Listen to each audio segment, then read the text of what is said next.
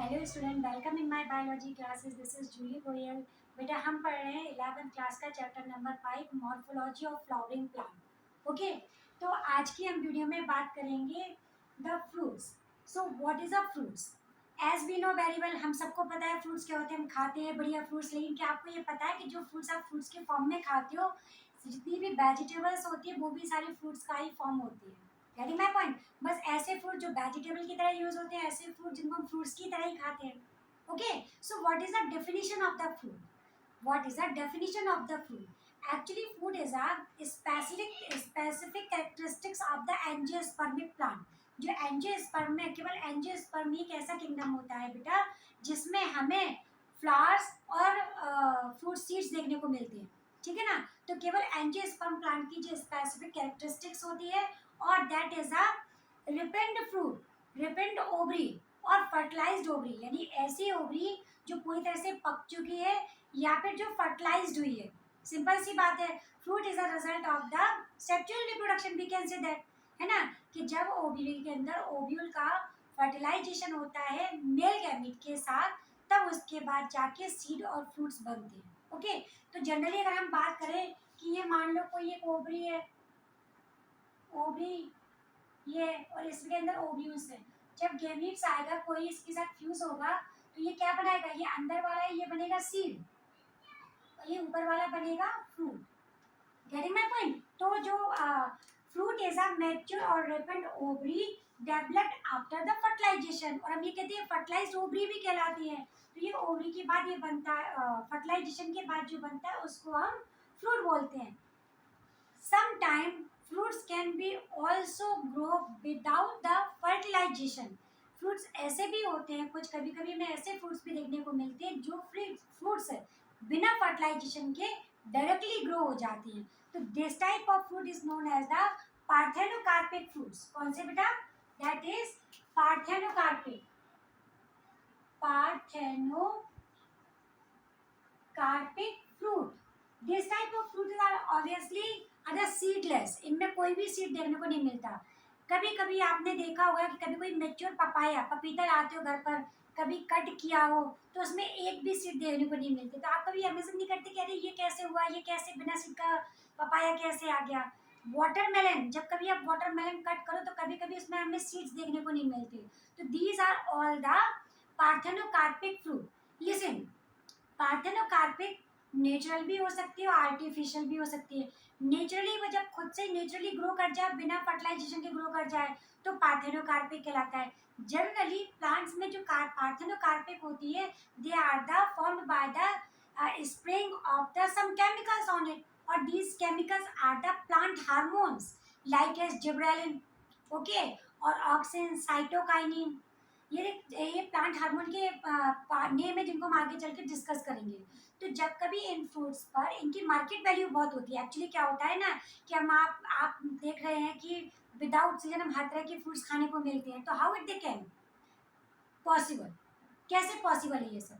तो ये पार्थेनोकार्पिक से पॉसिबल है। तो ऐसे फ्रूट्स जिनमें सीड जो होते हैं, जो जिनमें ओवरी जो होती है बिना फर्टिलाइजेशन के ही फ्रूट बना देती है, दैट इज पार्थेनोकार्पिक फ्रूट, और they are the seedless fruit. Okay, one thing is that. तो जो पार्थेनोकार्पिक, अच्छा एक चीज और भी है कि पार्थेनोजेनेसिस भी होती है। तो don't get confuse about between the parthenocarpic and parthenogenesis.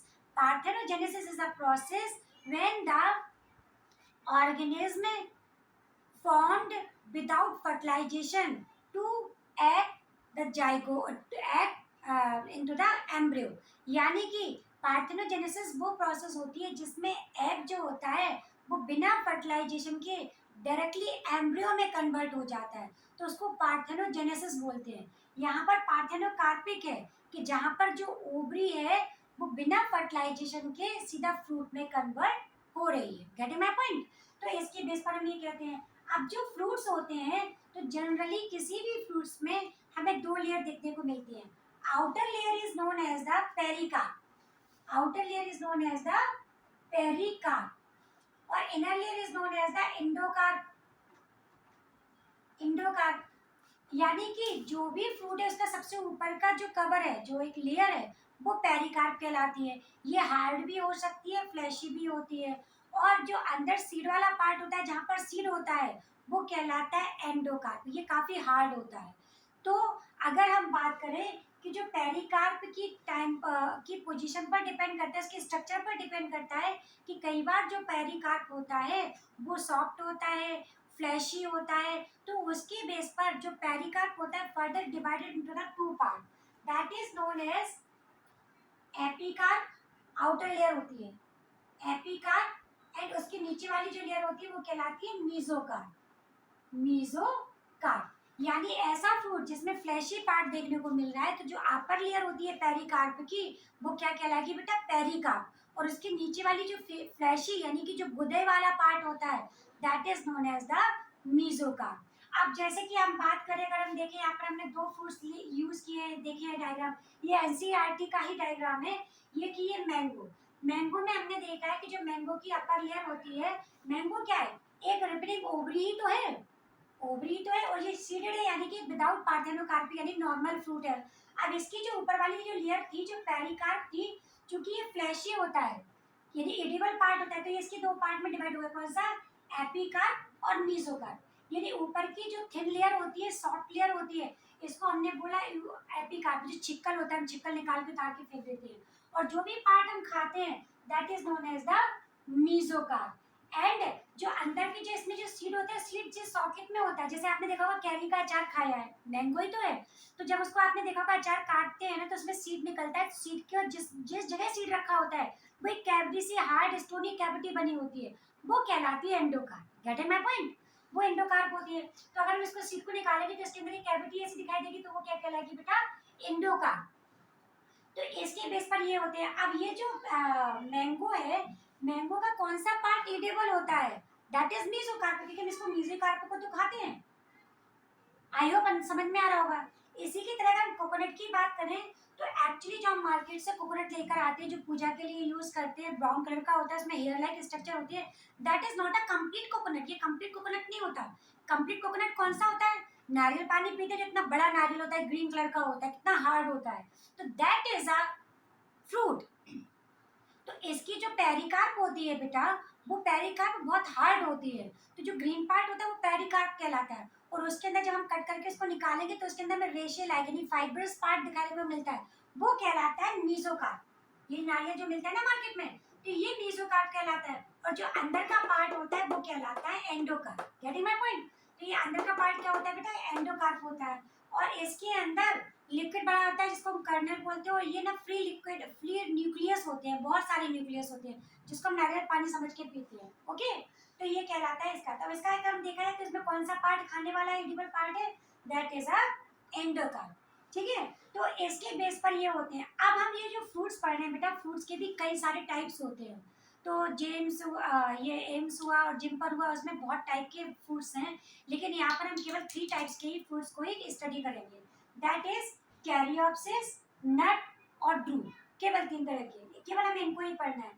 तो कैरियोप्सिस टाइप के ये आपके नीट के क्वेश्चंस में नीट में आते हो, ये बड़े इंपॉर्टेंट होते हैं। तो इसके बेस पर हमें ये पता होना चाहिए कि ये जो हमने जिन फ्रूट्स के बारे में हम पढ़ रहे हैं, वो किस टाइप का फ्रूट है। ओके, उसका क्या साइंटिफिक नेम है, और उसका कौन सा पार्ट एडिबल है, जिसको हम इजीली कंज्यूम कर सकते हैं। तो यहाँ पर हम बात करेंगे, व्हीट हुआ, राइस हुआ और मेज हुआ, ये तीनों की तीनों होती है कैरियोप्सिस फ्रूट्स कहलाते हैं। अब इनके जो बॉटनिकल नेम है, तो इसको ट्राइकम, एस्टिवम और जी मेज बोलते हैं, और इसको राइस को ओराइजा सटाइवा बोलते हैं। अब इसका जो कैरियोप्सिस टाइप्स क्या होता है, किस बेस पर हम इस टाइप के फ्रूट्स को कैरियोप्सिस बोलते हैं। लिसन, जब ओवरी की बॉल और सीड कोट आपस में फ्यूज होते हैं, तो इस टाइप के फ्रूट्स को हम कैरियोप्सिस बोलते हैं। लुक हियर, जैसे हमने देखा ये ओवरी है, ये ओवरी है, और ओवरी के अंदर एक सीड। तो ये ओवरी की बॉल है और ये सीड की बॉल है, सीड कोट है, ये फ्यूज होते हैं आपस में, डिफ्रेंशिएट नहीं होते हैं। तो इस टाइप के फ्रूट्स को हम बोलते हैं कैरियोप्सिस। जैसे व्हीट, मेज और राइस, चावल, गेहूं और ये मक्का होता है ना, इन दिनों में देखने को मिलते हैं। और ये क्या होते हैं, इनका जो पार्ट, एडिबल पार्ट कौन सा होता है, इनका एंडोस्पर्म होता है और एम्ब्रियो होता है, तीनों का। अभी हम डाइकोट मोनोकॉट में पढ़ेंगे, तो हम इसके बारे में भी बात करेंगे कि एम्ब्रियो कौन सा पार्ट है और एंडोस्पर्म कौन सा पार्ट है। ओके, नेक्स्ट इज लीची। यहाँ पर हमने वही बताया जो बेटा नीट के पॉइंट ऑफ व्यू से इम्पोर्टेंट है। लीची, लीची को हम निफेलियम चाइनेसिस बोलते हैं, इसका ये साइंटिफिक और बॉटनिकल नेम है।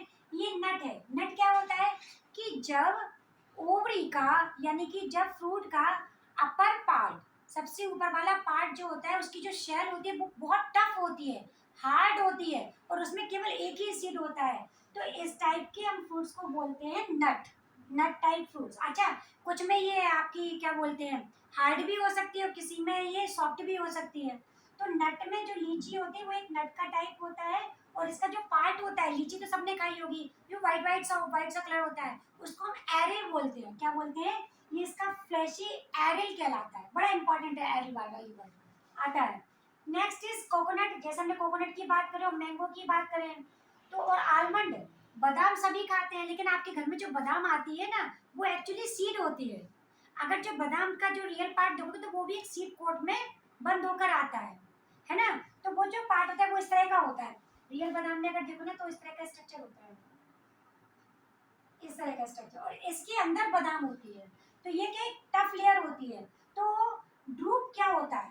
Drupe this type of fruits always form by the monocarpellary, monocarpels, यानी कि ऐसा फ्लावर जिसमें केवल एक ही गाइनोशियम हो तो मोनोकार्पेलरी हुआ, और उसकी जो ओवरी हो सुपीरियर ओवरी हो, सुपीरियर ओवरी यानी कि थैलेमस के ऊपर हो, हमने पढ़ाया था अभी, सुपीरियर ओवरी हो, जिसको हाइपोगाइनस भी बोलते हैं। तो ऐसा फ्लावर जिसमें ओवरी सुपीरियर होती है और एक ही गाइनोशियम होता है और एक ही सीड होता है, तो इस टाइप के फ्रूट को हम बोलते हैं ड्रूप, वन सीडेड फ्रूट।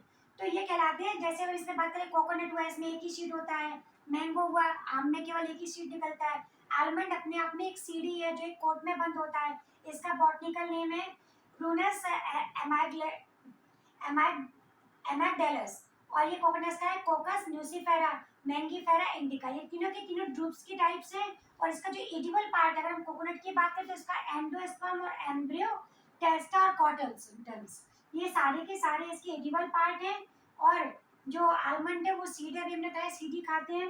और इसके बाद मैंगीफेरा इंडिका जो होता है, यानी मैंगो जो होता है इसका मीजोकार्प। यहाँ पर देखो ना, हम मीजोकार्प तो इसे खा रहे हैं, कंज्यूम कर रहे हैं, तो दैट इज अ मीजोकार्प। तो ये हो गया फ्रूट्स का।